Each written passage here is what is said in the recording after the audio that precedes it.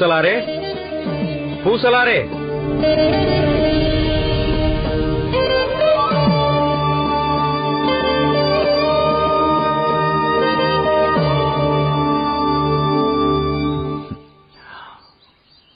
வாருங்கள் சொக்கலிங்கம், இப்படி அமருங்கள்.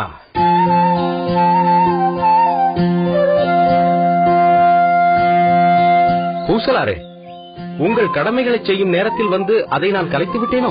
இல்லை இல்லை, அதை முடித்த வேளையில் தான் தாங்கள் அழைத்தீர்கள். உங்கள் பணிகள் எல்லாம் எப்படி சென்று கொண்டிருக்கின்றன? மாலை வேளையில் ஏதோ சில பிராமண குழந்தைகளுக்கு வேதம் கற்றுக் கொடுக்கின்றேன். விரும்பி யாராவது வந்து அழைத்தால் சில சுப சடங்குகளுக்கு சென்று அவற்றை நடத்தி கொடுக்கிறேன்.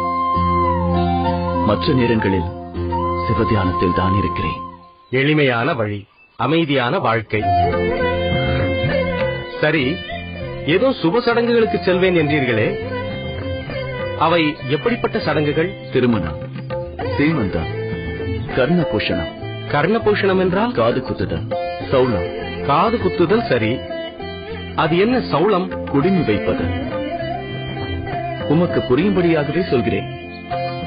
ரக்ஷா பந்தனம் என்ற காப்பு கட்டுதல், உபநயனம் எனும் பூணல் போடுதல், அக்னி காரியம் எனும் எரியோம்பும் வேள்வி, கும்ப பூஜை என்கிற குட வழிபாடு. இப்படி ஏதாவது ஒன்றுக்கு எப்பொழுதாவது அழைக்கிறார்கள். அப்படி ஏதாவது சடங்குகள் சமீபத்தில் நடந்ததா? சமீபத்தில்? ஏன் இப்படி கேட்கிறீர்கள்? அதில் ஏதாவது காசு கிடைத்ததா என்பதற்காகத்தான். புரியவில்லையே. என்ன பூசலாரே, என்னிடம் சில நாட்களுக்கு முன் காசு வாங்கியதையே மறந்து விட்டீர்களா? இங்கு மட்டுமல்ல, எங்குமே இப்படித்தானே நடக்கிறது. என்ன நடக்கிறது? கடன் கொடுத்தவன் தான் அதை நினைவில் வைத்துக் கொண்டு கொடுத்த கடனை திரும்ப கேட்க வேண்டியிருக்கிறது. கடன் வாங்கியவனோ அதை மறந்தே போகிறான். கொடுத்த கடனை வசூலிப்பதற்காக அவர்களை தேடிச் சென்று பாதரட்சை கூட தேய்ந்து விடுகிறது. இல்லை சொக்கலிங்கம், என்னை பற்றி அப்படியெல்லாம் நினைக்காதீர்கள். நான் வாங்கிய கடனை ஒருபோதும் மறக்க மாட்டேன். எத்தனையோ முறை என்னோடு இங்கு வந்து உரையாடிக் கொண்டிருந்திருக்கிறீர்கள். அப்படி நினைத்துதான் இம்முறையும் பேசிக் கொண்டிருந்தேன். எம்மிடம் கொடுத்த கடனை பெறுவதற்காக உங்கள் பாதரட்சை தேயும் அளவிற்கு விட மாட்டேன். சில சடங்குகளுக்கு அழைத்திருக்கிறார்கள். அவற்றில் ஏதாவது ஒன்று நான் தங்களிடம் வாங்கிய கடனை திருப்பி தரும் அளவிற்கு பொருள் கிடைக்கும். நானே தங்களை தேடி வந்து தந்து விடுகிறேன். அடடா, ஏன் இந்த பதற்றம்? நான் வழக்கமான உலக நடைமுறையை பற்றி தான் சொன்னேன், உண்மை சொல்லவில்லை. கடன் தந்தாலும் பெற்றாலும் நட்பை முறிக்கும் என்பது சரியாகத்தான் இருக்கிறது. பூசலாரே, நான் இனிமேல் உம்மிடம் இதை பற்றி பேசவே மாட்டேன். போதுமா? நீராக எப்போது தருகிறீரோ அப்போதே பெற்றுக் கொள்கிறேன். சரிதானே? ஆகட்டும். உமக்கே தெரியும், ஒண்டிக்கட்டையான எனக்கு பெரிதாக ஒன்றும் செலவுகள் இல்லை. நமது ஊரின் பெயர் தான் திருநின்ற ஊர். ஆனால் ஒரு சிவாலயம் கூட கிடையாது.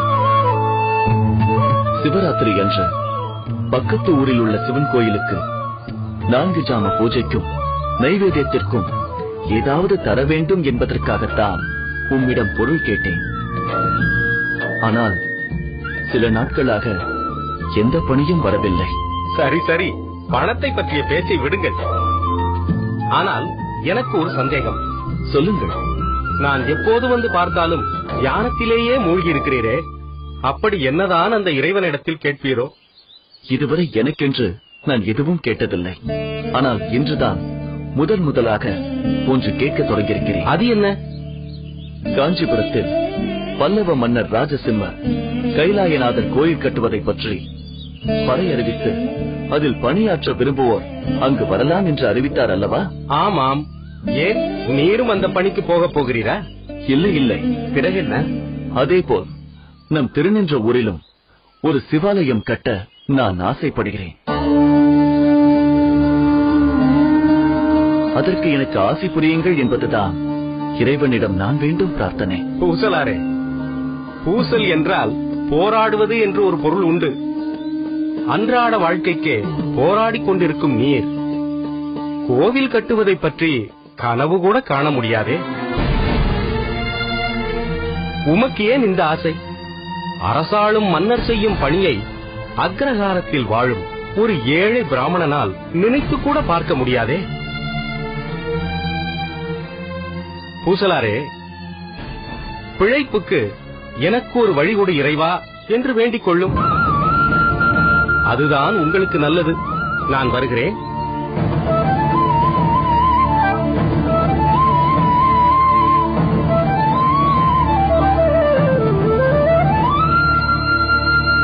நாட்டின் வல்லமை மிக்க சக்கரவர்த்தி மாமன்னர் ராஜசிம்ம பல்லவர் காஞ்சியம்பதியை தலைநகராக கொண்டு அரசாளும் ராஜசிம்ம பல்லவர். வாருங்கள் வண்ணவா, வாருங்கள். இந்த கைலாயநாதர் ஆலய பணி தொடங்கிய நாள் முதல் தாங்கள் ஒவ்வொரு நாளும் தவறாமல் வந்து பார்ப்பதால் எங்களுக்கு மிகவும் உற்சாகமாக இருக்கிறது. தலைமை சிற்பியாரே, இப்படி ஒரு ஆலயம் அமைக்க வேண்டும் என்பது எனது நெடுநாளைய கனவு. எங்கள் பல்லவ குலத்தின் மாமன்னர்களான மகேந்திர பல்லவ சக்கரவர்த்தியும் மாமல்லர் என்ற புகழ் பெற்ற நரசிம்ம பல்லவ சக்கரவர்த்தியும் தங்கள் காலத்தில் பெரும் சாதனைகள் புரிந்தார்கள். வாதாபி புலிகேசியுடன் போர் நடத்த வேண்டிய அவசியம் இருந்த நேரத்திலும் கூட மாமல்லபுரத்தில் மகத்தான கற்கோயில்களை உருவாக்கினார்கள். ஆனால் இன்றோ இந்த காஞ்சியம்பதியில் இவர் அரச பீடத்தில் அமர்ந்த பிறகு நாடு அமைதி பூங்காவாக மாறிவிட்டது. எங்கு நோக்கினும் எல்லா வளங்களும் நிறைந்திருக்க மக்கள் மகிழ்ச்சியோடு வாழ்கிறார்கள். அதனால்தான் இந்த காலகட்டத்தில் நமது பெயர் விளங்கும்படி நாம் ஒரு திருக்கோயிலை உருவாக்க வேண்டும் என்று நான் விரும்பினேன்.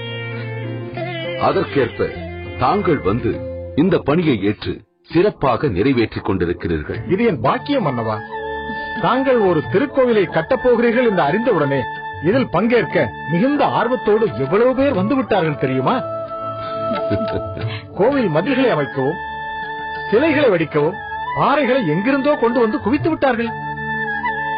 கல்லிலே கடவுளை வடிக்கும் சிற்பிகளும் இதோ இந்த மதிச்சுவரையும் இதே போல உட்பிரகாரமும் கருவறையும் கட்டும் நுட்பமான கட்டிடக் கலைஞர்கள் வந்துவிட்டார்கள்.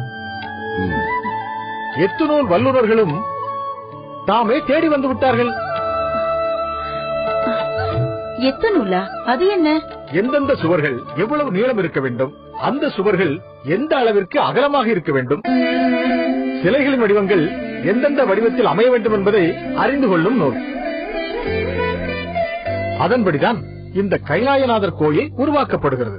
சுவாமி, எனக்கு ஒரு சந்தேகம். கேள் பூர்ணமாதேவி.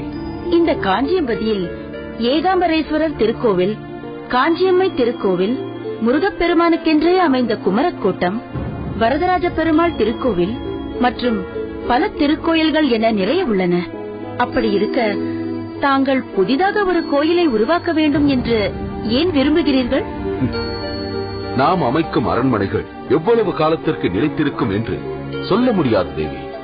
ஆனால் கற்றளியாக அமைக்கப்படும் கோயில்கள் காலத்தையும் வென்று நிற்கும். அத்தோடு நம் காஞ்சியம்பதியில் நிறைய கோயில்கள் இருந்தாலும் அதில் சிற்ப வேலைப்பாடுகள் மிகவும் குறைவாகத்தான் இருக்கின்றன. அதனால்தான் நாம் ஒரு கோயிலை அமைத்து அதில் மிகச்சிறந்த சிற்பங்களை உருவாக்கி கைலாயநாதர் கோயில் ஒரு கலைக்கூடமாக விளங்க வேண்டும் என்று மிகவும் ஆசைப்பட்டேன். தங்களின் விருப்பம் சிறந்த முறையில் உருவாகிக் கொண்டிருக்கிறது என்பதை நான் என் கண்ணார காண்கிறேன் சுவாமி. இவ்வளவு சிற்பிகள் இதுவரை எங்கிருந்தார்கள் என்று வியக்கும் வகையில் வந்துவிட்டார்களே. ஒருவருக்கொருவர் போட்டி போட்டுக் கொண்டு அற்புதமான சிற்பங்களை உருவாக்கிக் கொண்டிருக்கிறார்களே. அவை ஒவ்வொன்றும் அரிய வரலாறுகளை கூறுகின்றனவே. ஆம் மகாராணி, இங்குதான் காமாட்சி அன்பின் வடிவமாக அமர்ந்து அருள் பாலிப்பதை சிலையாக செதுக்கிக் கொண்டிருக்கிறேன். அங்கு ஒருவன் இதே காமாட்சி ஆவேசத்தின் உருவமாக மாறி அசுரவதம் புரிவதை செதுக்கிக் கொண்டிருக்கிறான். தாங்கள் பணியை தொடருங்கள். அவ்வாறே ஆகட்டும். பிரபு, சிவபெருமானின் திருவுருவங்களை எத்தனை விதமாக நம் சிற்பிகள் வடித்துக் கொண்டிருக்கிறார்கள் என்பதை காணும் போது வியப்பாக இருக்கிறது. மன்மதன் ஈசன் மீது மலரம்புகளை தொடுக்க அவர் கோபத்தோடு நெற்றிக்கண்ணை திறப்பதை ஒரு சிலையாகவும், அதன் அருகே மன்மதன் நெற்றிக்கண் நெருப்பால் சாம்பலாகி கிடக்க ரதி கண்ணீர் விட்டு கதறிக் கொண்டிருக்க ஈசன் அவளுக்கு அருள் பாலிப்பதையும் கண்ணெதிரை காண்பது போல் கல்லிலே வடித்துக் கொண்டிருக்கிறார் ஒரு சிற்பி. எரிக்கப்பட்ட காமன் உருவம் பெற்ற பிறகும் மனம் மாறாமல் அன்னை காமாட்சியிடம் வந்து முறையிட அவள் மன்மதனது கரும்பு வில்லையும் மலர் அம்புகளையும் தானே ஏந்திக் கொண்டு மன்மதனுக்கு அருள் புரிந்து காமாட்சி என்று பெயர் கொண்டாள் அல்லவா? அதனால் கைலாயநாதர் கோயிலில் அந்த காட்சி அவசியம் இடம்பெற வேண்டும் என்று நான் வற்புறுத்தி சொல்லியிருந்தேன். சுவாமி, ஒவ்வொன்றையும் எவ்வளவு தெளிவாக ஆலோசித்து அதன்படி செயல்படுத்துகிறீர்கள். இந்த திருக்கோயிலுக்கு கைலாயநாதர் ஆலயம் என்று பெயர் அமைய வேண்டும் என்று ஏன் நினைத்தீர்கள்? எண்ணற்ற திருப்பெயர்களில் எழுந்தருளி இருக்கும் கண்ணுதர் கடவுள் அமர்ந்திருப்பது கைலாயத்தில்தானே. அதனால்தான் நான் அமைக்கும் திருக்கோயில் கைலாயநாதர் கோயில் என்றே பெயர் பெற வேண்டும். கைலாயத்தில் வீற்றிருக்கும் திருக்கோலத்தில் இங்கு அந்த எம்பெருமானின் திருவுருவை சிலாரூபமாக எழுந்தருளச் செய்ய வேண்டும் என்று நான் உருவாக்கிக் கொண்டிருக்கிறேன். தங்களின் பக்தியின் வெளிப்பாடான இந்த கோயில் சிறப்பாக அமைய கைலாயநாதர் நிச்சயம் அருள் புரிவார். பூனமாதேவி, சிற்பங்களை காணலாம், வா.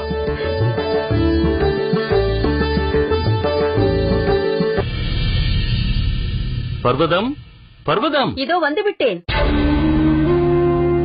என்ன சுவாமி? நம்முடைய எல்லா தோட்டங்களிலும் விளைந்த பொருட்களை விற்று காசையெல்லாம் மூட்டை கட்டி கொண்டு வந்து போட்டார்களே, அதையெல்லாம் எண்ணி வைத்து விட்டாயா? பொற்காசுகளை எல்லாம் எண்ணி பார்த்து பெட்டகத்தில் வைத்து விட்டேன். வெள்ளிக்காசுகளை எப்பொழுது எண்ணி முடிப்பது? அதனால்தான் வழக்கம் போல் படியில் அளந்து களஞ்சியத்தில் போட்டுக் கொண்டிருக்கிறேன். அப்படியானால் சரி, நீ போய் அதை செய். அம்மா பர்வதம், வெள்ளிக்காசுகளை நீ படியில் அளந்து போடும் போது வேறு யாரும் அங்கு வராமல் பார்த்துக்கொள். இவ்வளவு காசுகள் கொட்டி கிடக்கிறதே, நமக்கு கொஞ்சம் கொடுத்தால் என்ன என்று ஏக்க பெருமூச்சு விடுவார்கள். அதற்கெல்லாம் விடுவேனா என்ன? காசு இருக்கும் இடத்தில் யாரையும் நெருங்க விட மாட்டேன். எதற்கு சொல்கிறேன் என்றால், அதற்கு கொடு இதற்கு கொடு என்று யாராவது வந்து நிற்பார்கள். ஒருவனுக்கு கூட ஒரு காசு கூட தந்துவிடக் கூடாது. அப்படி எவராவது வந்தால் விரட்டி அடி. என்னை கேட்க வேண்டும் என்ற அவசியமே கிடையாது. எனக்கு தெரியாதா என்ன? கண்டவனுக்கு தானம் கொடுக்கவா நாம் சம்பாதிக்கிறோம்? ஐயா, ஐயா,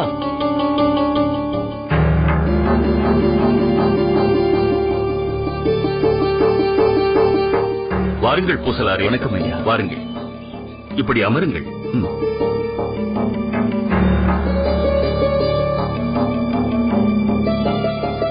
என்ன, இங்கு அக்கம் பக்கத்து வீடுகளில் ஏதாவது சுப நிகழ்ச்சியில் கலந்து கொள்ள வந்தீர்களா? இல்லை இல்லை, நான் உங்களை காணத்தான் வந்தேன். என்னை காணவா? என் வீட்டில் அப்படி ஒன்றும் விசேஷம் இல்லையே. அப்படியென்றால் நீங்கள் சொல்லி அனுப்பி இவர் வரவில்லையா? நான் இவரை பார்த்ததும் நீங்கள் வீட்டில் ஏதேனும் பூஜை நடத்த திட்டமிட்டிருப்பீர்களோ என்று நினைத்தேன். என்ன பர்வதம், அப்படி ஏதேனும் இருந்தால் நான் உன்னிடம் கலந்து பேசாமல் இருப்பேனா? அவராகத்தான் வந்திருக்கிறார். சொல்லுங்கள் பூசலாரே. நமது ஊரில் சிவாலயம் எதுவும் இல்லை என்பது உங்களுக்கு தெரியும். நாம் ஏதாவது கோயில் நிகழ்ச்சிகளுக்கு செல்ல வேண்டும் என்றால் பக்கத்து ஊர்களுக்குத்தான் சென்று வருகிறோமே தவிர நமக்கென்று நம் ஊரில் ஒரு கோயில் இல்லை. உண்மைதான். அதற்கென்ன இப்போது? நமது ஊரில் நமக்கென்று ஒரு கோயில் வேண்டும் அல்லவா? இருந்தால் நல்லதுதான். இல்லாததாலும் எந்த பாதிப்பும் இல்லையே. அப்படி சொல்லக்கூடாது. பல பேர் வாழும் நம்மூரில் சிவ வழிபாடு செய்ய வேண்டாமா? சரி, அதற்கு என்ன செய்ய வேண்டும் என்கிறீர்கள்? நானே முயற்சி எடுத்து நம் ஊரில் ஒரு சிவன் கோயில் கட்ட வேண்டும் என்று நினைக்கிறேன். தாங்கள் தான் அதற்கு உதவி செய்ய வேண்டும். என்ன உதவி செய்ய வேண்டும் என்கிறீர்கள்? தாங்கள் ஒரு தொகையை இட்டு கோயில் கட்டுமான பணியை தொடங்கி வைத்தால் தாங்கள் கொடுத்த நிதியை மற்றவர்களிடம் காண்பித்து நீங்களும் அவரை போல் கோயிலுக்கு நிதி கொடுங்கள் என்று கூறி மேலும் பொருள் சேர்ப்பேன். அதைக் கொண்டு நமது ஊரில் மிகப்பெரிய சிவாலயம் ஒன்றை கட்டிவிடலாம். ஏன் பூசலாரே, உமக்கு பிழைப்பு நடத்த ஒரு கோயில் வேண்டும் என்றால் நீரே பொருள் தேடி உன் கையாலேயே கோயில் கட்ட வேண்டியதானே? அதற்கு எதற்கு எவன் பொருள் வைத்திருப்பான் என்று நோட்டம் பார்த்துவிட்டு கையேந்தி கொண்டு புறப்பட்டு இருக்கிறீர்கள். அதிலும் முதலில் ஒரு தொகையை இட்டு நீங்கள் தான் தொடங்கி வைக்க வேண்டுமாம். மொத்தமாக ஒரே இடத்தில் எவ்வளவு தேரும் என்று பார்க்க வந்திருப்பார் போல் தெரிகிறது. தவறாக நினைக்காதீர்கள். தாங்கள் இவ்வூரில் மிகவும் செல்வாக்கு வாய்ந்தவர், ஊர் தலைவர். அனைவருக்கும் உங்களை பற்றி தெரியும். தாங்களே நிதி தந்தீர்கள் என்றால் அதை பார்த்து இந்த ஊர் மக்களும் செய்வார்கள். ஆகையால் தான் தங்களை முதல் நிதி கொடுக்கும்படி வலியுறுத்துகிறேன். கேட்டாயா பர்வதம் இவர் சொல்வதை? புரிகிறதா அவர் பேச்சில் உள்ள சூட்சமம்? நன்றாக புரிகிறது இவர் பேச்சில் இருக்கும் சூட்சமம். அதென்ன பூசலாரே, தாங்களே தந்தீர்கள் என்றால் என்கிறீர்? அந்த அளவுக்கு இவர் ஊரறிந்த கஞ்சன், எச்சில் கையால் காக்கையை கூட ஓட்டாதவர். அப்படிப்பட்ட இவரே தந்திருக்கும் பொழுது நீங்கள் தர்மவான்கள், நீங்கள் நிச்சயம் தர வேண்டும் என்று இவரை பற்றி மற்றவர்களிடம் தவறாக சொல்லி நிதி கேட்பீர்களோ? என்ன இது? நான் நல்ல எண்ணத்தோடு சொல்ல வந்ததை இப்படி தவறாக நினைக்கிறீர்களே. பிறகு என்ன? கோயில் கட்டுகிறேன் என்று உம்மை போன்ற பரதேசி எல்லாம் பொருள் கேட்டுக்கொண்டு புறப்பட்டால் அப்படித்தான் சொல்வார்கள். பெரும் தொகை பொருளாக சேர்ந்த பிறகு நீர் கோயில் கட்டுகிறீர் என்று கண்டோமா? அல்லது மொத்தமாக சுருட்டிக் கொண்டு ஊரை விட்டே ஓடப் போகிறீர் என்று கண்டோமா? எங்களை என்ன ஏமாளி என்று நினைத்துக் கொண்டிருக்கிறாயா? சல்லி காசு கூட நாங்கள் தரமாட்டோம். வேண்டாம், வேண்டாம். நீங்கள் எதுவும் தராவிட்டாலும் பரவாயில்லை. அதற்காக இப்படி எல்லாம் பேசி என் மீது வீண் பழி சுமத்தாதீர்கள். சிவத்தையே துதித்துக் கொண்டிருக்கும் என்னை இழிவுபடுத்தாதீர்கள். சிவனடியாரை அவமதிப்பது அந்த சிவத்தையே அவமதிப்பதற்கு சமமாகும். அதற்கான விளைவுகளும் விபரீதமாக இருக்கும். ஏனையா, உமக்கு என்ன துணிச்சல் இருந்தால் என் இல்லத்திற்கே வந்து எனக்கே சாபம் கொடுப்பது போல் பேசுவாய். நான் கஞ்சாடை காட்டினால் போதும், உன்னை இந்த ஊரை விட்டே தூக்கி எறிவார்கள். கை காட்டினால் இந்த உலகத்தை விட்டே அனுப்பி விடுவார்கள். நீங்கள் என்ன சுவாமி, எறும்பை நசுக்க இரும்பு கோடாலியா? வேண்டாம், விடுங்கள். நம் வீட்டில் பல நல்ல காரியங்களை நடத்தி வைத்தவர் எங்கே வந்து என்ன பேச வேண்டும் என்பது தெரியாமல் உளறிக் கொட்டிக் கொண்டிருக்கிறார். விட்டு விடுங்கள். இதோ பாரப்பா, இனிமேல் இப்படியெல்லாம் கோயில் குளம் என்று சொல்லிக் கொண்டு யாரையும் ஏமாற்ற பார்க்காதே. ஏதோ உயிராவது மிஞ்சியது என்று வீடு போய் சேர். உள்ளே வா பர்வதம்.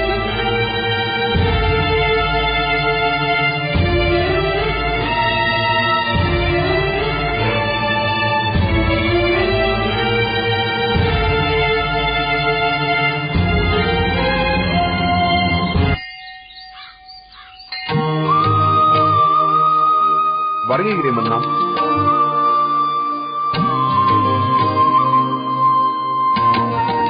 பார்த்தாயா பௌனமாதேவி, கோயில் பணிகள் எவ்வளவு வேகமாக நடந்து கொண்டிருக்கிறது என்பது புரிகிறதா? அதை பற்றி கேட்க வேண்டுமா என்ன? அந்த பணிகளை பார்க்க வேண்டும் என்ற ஆர்வத்தினால் தானே நானும் உங்களோடு புறப்பட்டு வந்திருக்கிறேன்.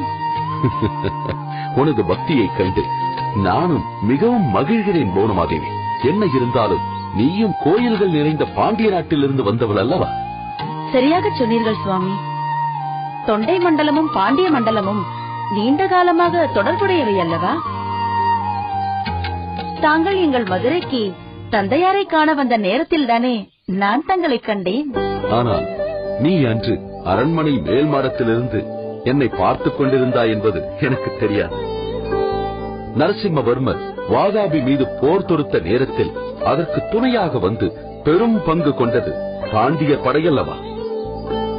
அன்று முதல் அடுத்தடுத்து பல்லவர்களுக்காக பாண்டியரும், பாண்டியர்களுக்காக பல்லவர்களும் தொடர்ந்து தங்கள் படைகளை அனுப்பி வைப்பது வழக்கமாகிவிட்டதல்லவா? அந்த முறையில்தான் நானும் உன் தந்தையை சந்தித்து ஆட்சி பெற வந்தேன்.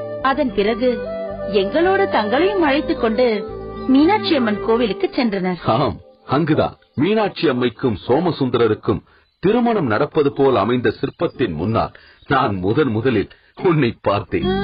அன்றே அங்கேயே நம் திருமணம் நிச்சயமாகிவிட்டது. ஓ, அதற்கு அடையாளமாகத்தான் தாங்கள் அமைக்கும் இந்த கைலாயநாதர் கோயிலுக்கும் மீனாட்சி கல்யாண சிற்பம் அவசியம் இருக்க வேண்டும் என்று சொல்லி அதை காண என்னை அழைத்தீர்களா? ஆமா, அன்னை பராசக்தி இந்த மண்ணுலகில் தோன்றி ஈசனை மணந்த கதை பல இருந்தாலும் மீனாட்சி கல்யாணத்திற்கு ஈடாகுமா? சுவாமி, கோவில் பணிகள் மிகவும் வேகமாக நடந்து கொண்டிருக்கிறது என்பது இப்போதுதான் தெரிகிறது. இப்போதுதான் பூமி பூஜை முடித்து கோவில் திருப்பணியை தொடங்கியது போல் இருக்கிறது. அதற்குள் பிரகாரங்கள் கட்டப்பட்டு கருவறை பணியும் தொடங்கிவிட்டதே. தெய்வ பணியில் நம் பணியாளர்களுக்கு உள்ள ஈடுபாடுதான் அதற்கு காரணம். அவர்கள் கேட்டதற்கும் அதிகமாகவே கல், மண், மரம், சுண்ணம் ஆகியவற்றை வரவழைத்து தந்துவிட்டேன். அவர்களும் அதைக் கொண்டு சிவாகமங்களில் குறிப்பிட்டுள்ள விதிமுறைகள் ஏதும் மாறாமல் அனைத்தையும் உருவாக்கிவிட்டார்கள். உண்மைதான். கோயில் சூழ்மதில், சுற்றாலயங்கள், ஏனைய மண்டபங்கள், நந்தவனம் என அனைத்தையும் உருவாக்கிவிட்டார்களே. அத்தோடு கோயிலுக்கு புறத்தே அமைய வேண்டிய திருக்குளம், கோயிலுக்கு உள்ளே அமைய வேண்டிய தீர்த்த கிணறு அனைத்துமே உருவாக்கிவிட்டன. கோவில்களில் வரையக்கூடிய வண்ண கலவைகள் கூட பல்வேறு வண்ணங்களில் கொண்டு வந்து குவித்து விட்டீர்களே. அதை கொண்டு வரையப்படும் சித்திரங்களைக் கண்டு நான் மெய்மறந்து போனேன். அவற்றுள் எந்த சித்திரம் உன்னை மிகவும் கவர்ந்தது? எதை சொல்லச் சொல்கிறீர்கள்? அந்த அட்டகயம் என்று சொல்லக்கூடிய எண்டிசை யானைகளை வரைந்திருக்கிறார்களே, அதை சொல்வதா? 8 திக்கிலும் இருப்பதாக புராணங்கள் கூறும் அட்ட நாகங்களையும் அதற்குரிய திக்குகளில் வரைந்திருக்கிறார்களே, அதை சொல்வதா? எல்லாவற்றுக்கும் மேலாக ரிஷபதேவரே நேரில் வந்துவிட்டாரோ என்று நினைக்கும் அளவிற்கு வரைந்திருக்கிறார்களே, அதை சொல்வதா? அப்பப்பா, ஒவ்வொன்றையும் எந்த அளவிற்கு நீ கூர்ந்து கவனித்திருக்கிறாய் என்பது எனக்கு இப்போதுதான் புரிகிறது. ஆனால் வண்ணத்தில் வரைந்த நந்தியை பார்த்த நீ நம் கோயிலில் உருவாகிக் கொண்டிருக்கும் நந்தி தேவரை இன்னும் பார்க்கவில்லை என்று நினைக்கிறேன். அப்படியா? இப்போதே சென்று பார்க்கலாமா? சற்று பொறு. இப்போதுதான் அதன் பணியை தொடங்கி இருக்கிறார்கள். நந்தியை செதுக்குவதற்காக கொண்டு வரப்பட்ட முதல் கல்லை தகுதியில்லை என தூக்கி போட்டுவிட்டு இப்போது கொண்டு வரப்பட்ட கல்லைத்தான் தலைமை சிற்பி ஏற்றுக்கொண்டார். ஏன் முதலில் கொண்டு வரப்பட்ட கல் தகுதியற்றவை என்று நிராகரிக்கப்பட்டது? அதை பற்றி நீ அறிந்தால் ஆச்சரியப்படுவார். ஒவ்வொரு துறையிலும் எவ்வளவு அரிய சாதனையாளர்கள் இருக்கிறார்கள் என்பது இப்போதுதான் தெரிகிறது தேவி. பணியாளர்கள் கல்லை கொண்டு வந்து இறக்கியவுடன் அந்த கல்லை பார்த்த தலைமை சிற்பி அதை தொடக்கூட இல்லை. சற்று கூர்ந்து பார்த்துவிட்டு தேரை விழுந்த கல்லை கொண்டு வந்திருக்கிறீர்களே என்றார். யாருக்கும் ஒன்றும் புரியவில்லை. நானும் தான் அந்த கல்லை பார்த்தேன். எனக்கும் ஒன்றும் புரியவில்லை. அந்த சிற்பி அதை எப்படி நிரூபித்தார்? சந்தனத்தை கொண்டு வாருங்கள் என்றார். சந்தனத்தை கொண்டு வந்தவுடன் அதை வாங்கி ஒரு குறிப்பிட்ட இடத்தில் பூசினார். சந்தனத்தை பூசியவுடன் மேலும் கீழும் உலர்ந்து விட்டது. ஓரிடத்தில் மட்டும் ஈரம் காயாமல் இருந்தது. ஒளியை கொண்டு வரச் சொல்லி மெதுவாக தட்டினார். மறுகணம் உள்ளே இருந்த ஒரு தேரை வந்து விழுந்தது. ஆச்சரியமாக இருக்கிறதே. அந்த நந்தியை செதுக்கும் பணி இப்போதுதான் தொடங்கி இருக்கிறது. அடுத்து கருவறை கோபுரம் கட்டப்பட்டு விமானம் அமைப்பார்கள். இதற்கிடையில் சிவலிங்கத்தை காரணாகம விதிப்படி அமைக்கும் பணி ஒரு மண்டல விரதம் நிறைவுற்ற பின் தொடங்கப்படும். அதற்கு பிறகுதான் குடமுழுக்கு எனும் கும்பாபிஷேகத்தை எப்போது நடத்துவது என்பது பற்றி நாம் தீர்மானிக்க வேண்டும். அனைத்திற்கும் துணை நின்ற பரம்பொருள் அதையும் விரைவாக நடத்த வழிகாட்டுவார். வாருங்கள்.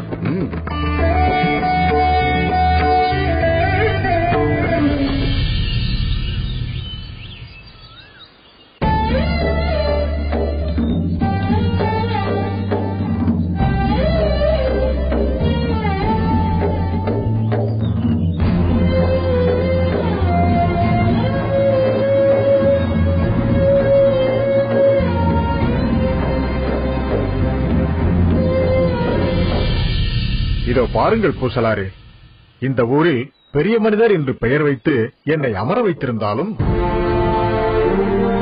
செல்வத்தில் நான் பெரியவன் அல்ல. மாசிலாமணி என்று பெயர் பெற்றாலும் நான் காசில்லாத மணியாகத்தான் இருக்கிறேன். நீங்கள் எதிர்பார்ப்பது போல் என்னால் எதுவும் தர முடியாது. சுவாமி, நீங்கள் இந்த ஊரில் எல்லோரும் போற்றும் பெருமை பெற்றவர். ஆனால் இப்பொழுது உங்களை கண்டாலே கோயில் கட்ட பொருள் கேட்பீர்கள் என்று ஓடி ஒழிந்து கொள்கிறார்கள். ஏதோ 4 இடத்திற்கு சென்று சடங்குகள் செய்தோமா, 4 பிள்ளைகளுக்கு வேத சாஸ்திரம் சொல்லிக் கொடுத்தோமா என்று இல்லாமல் எதற்காக இப்படி துன்பப்படுகிறீர்கள்? ஆம் பூசலாரே, இந்த எண்ணத்தை விட்டுவிட்டு இருக்கும் சூழலுக்கேற்றவாறு வாழ பழகிக் கொள்ளுங்கள். அதுதான் உங்களுக்கும் நல்லது, உங்களை நாடி வரும் மற்றவர்களுக்கும் நல்லது.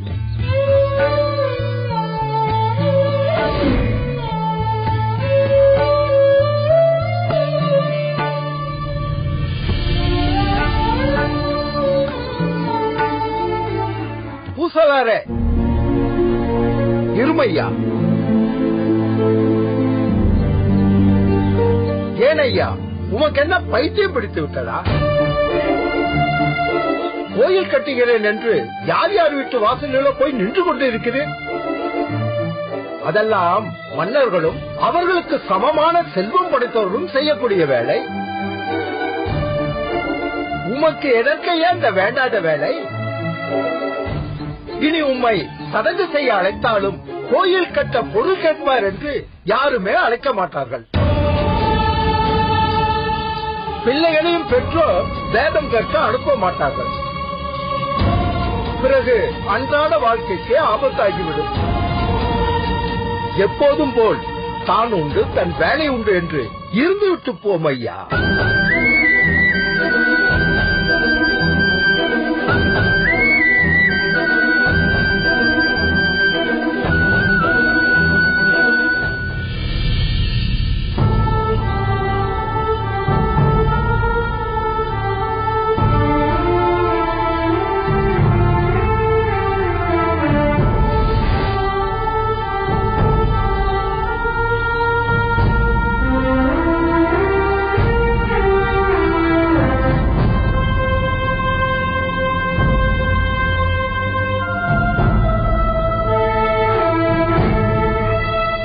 பூசலாரே. சொக்கலிங்கம், நீங்களா? பூசலாரே, தங்களை காண வேண்டும் என்று இல்லத்திற்கு சென்றேன். அங்கு இல்லாததால் ஊர் முழுக்க தேடினேன். கடைசியில் பார்த்தால் தாங்கள் இங்கு வந்து அமர்ந்திருக்கிறீர். சொக்கலிங்கம், நான் அப்படி என்ன தவறான விஷயத்திற்காக பணத்தை கேட்டுவிட்டேன்? ஈசனுக்கு ஒரு கோயிலை கட்ட வேண்டும் என்பதற்காகத்தானே கேட்டேன். கோயில் இல்லா ஊரில் குடியிருக்க வேண்டாம் என்றுதானே சான்றோர்கள் சொல்லி இருக்கிறார்கள்.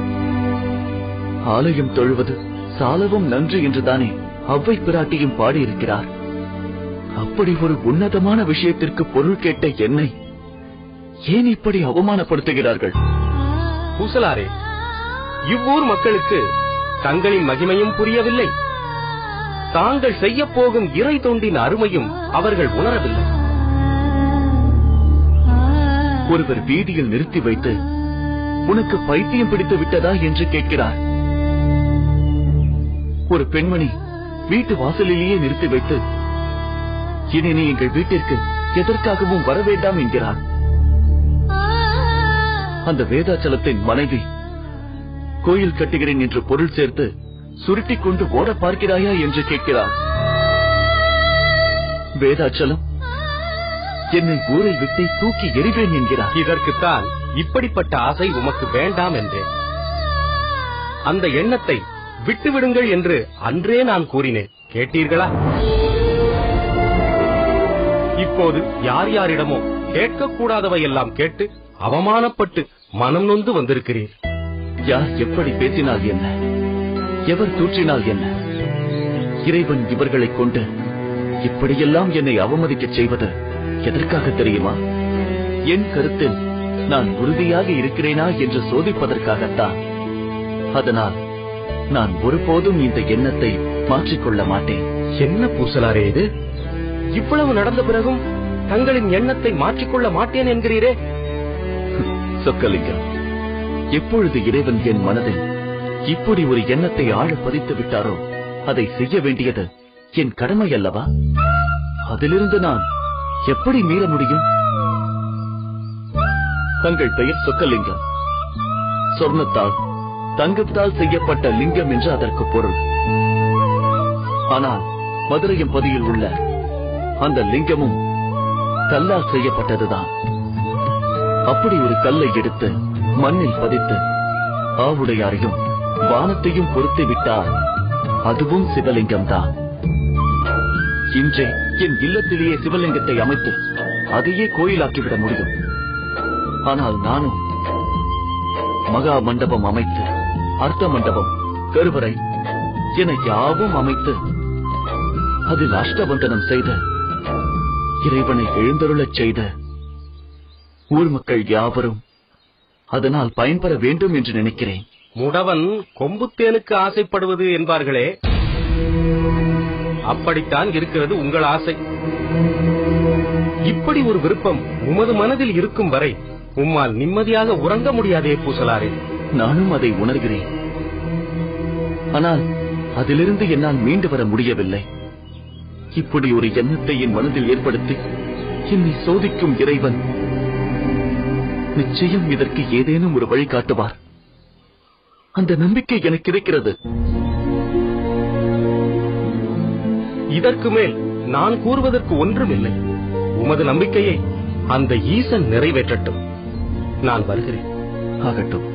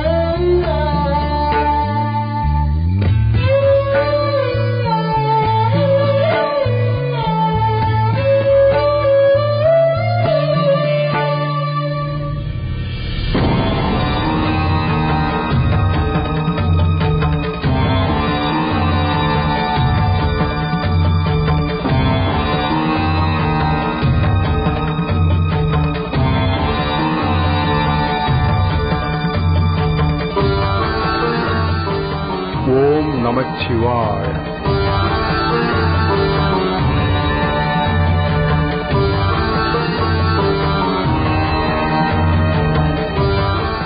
வணங்குகிறேன் சுவாமி. சைவத்தின் பெருமை உன்னால் ஓங்கட்டும். ஏன் எழுந்து விட்டாய்? உட்கார்.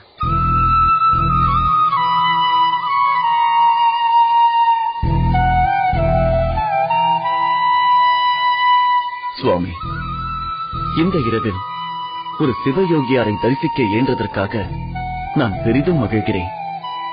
சுவாமி, தாங்கள் உறங்கவில்லையா? இரவு, உறக்கம் இதெல்லாம் என்னை போன்ற யோகிகளுக்கு ஏது? நாங்கள் காலம், நேரம் என்ற எல்லைகளை கடந்தவர்கள், உறக்கத்தை துறந்தவர்கள். ஆனால் அதற்கெல்லாம் கட்டுப்பட்ட நீ ஏனப்பா உறங்காமல் இருக்கிறாய்? மனதில் அமைதி இருந்தால் தானே நிம்மதியாக உறங்க முடியும். ஏனப்பா இப்படி சொல்கிறாய்? உனக்கு என்ன நேர்ந்தது? சுவாமி, தல யாத்திரையாக பல ஊர்களுக்கு செல்பவர் தாங்கள்.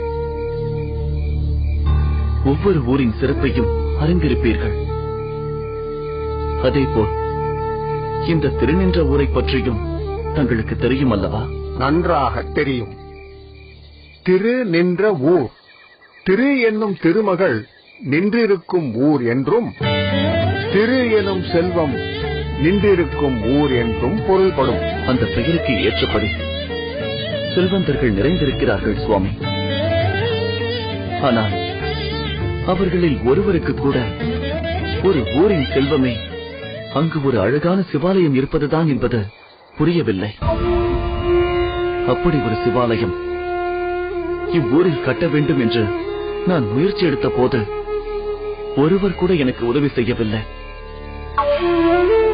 என்னை அவமதித்து விரட்டினார்களே தவிர ஆதரவு தரவில்லை. சிவம் என்பதன் பொருளை அவர்கள் உணரவில்லை என்பதுதான் அதற்கு காரணம். சிவம் என்றாலே மங்களம் என்றுதானே பொருள். சகல மங்களங்களையும் தருவதுதான் சிவம். அவரை வணங்குபவர்கள் எல்லா நலங்களையும் பெற முடியும் என்பதை அவர்கள் உணரவில்லை. இமயம் முதல் குமரி வரை எண்ணற்ற கோயில் கொண்ட இறைவனுக்கு இந்த ஊரில் ஒரு கோயில் இல்லாததால் எந்த இழப்பும் இல்லை. ஆனால் இங்கு வாழ்பவர்களுக்குத்தான் பெரும் இழப்பு என்பதை அவர்கள் உணரவில்லை. சுவாமி, இந்த நிலையில் நான் என்ன செய்வது? இது என் சக்திக்கு மீறிய செயல்தான் என்றாலும் இறைவனுக்காக ஒரு கோயில் கட்ட வேண்டும் என்ற ஆவல் என் மனதில் நிலை பெற்று விட்டது. இரவும் பகலும் அதே சிந்தனை. உண்ண முடியவில்லை, உறங்க முடியவில்லை. இந்த வேதனை தாங்காமல் ஊரை விட்டே சென்று விடலாமா, இல்லை உலகத்தை விட்டே சென்று விடலாமா என்றெல்லாம் தோன்றுகிறது. அந்தனே, தன்னுடைய நன்மைக்காக தனக்கு ஏதேனும் வேண்டும் என்பதற்காக உருகி உருகி வருந்திக் கொண்டிருப்பவர்கள் உலகத்தில் நிறைய உண்டு. ஆனால் இறைவனுக்கு ஒரு கோயில் கட்ட வேண்டும் என்பதற்காக இப்படி தன்னைத்தானே வருத்திக் கொள்ளும் ஒருவனை இப்போதுதான் நான் பார்க்கிறேன். நீ இந்த ஊரை விட்டே சென்று விட்டால் போகும் இடத்திலும் இந்த வேதனை உன்னை தொடராதா? உலகத்தை விட்டே போய்விட்டால் மீண்டும் இவ்வுலகில் ஏதோ ஒரு சரீரத்தில் பிறவி எடுத்துத்தானே ஆக வேண்டும். அது நாயோ நரியோ யாருக்கு தெரியும்? ஆகையால் மனித சரீரம் கிடைத்துள்ள இந்த பிறவியிலேயே உன் ஆசையை நிறைவேற்றிக் கொள்வதுதான் சாலச் சிறந்தது. ஆனால் அதற்கு இனி வழியில்லை என்று நன்றாக தெரிந்துவிட்டதே. இந்த திருநின்ற ஊர் மண்ணில் ஒரு கோயில் கட்டுவதற்கு வழியில்லாமல் போய்விட்டதே. மண்ணிலே கட்டினால்தான் அது கோயிலா? மனதிலே கட்டினால் அது கோயிலாகாதா என்ன?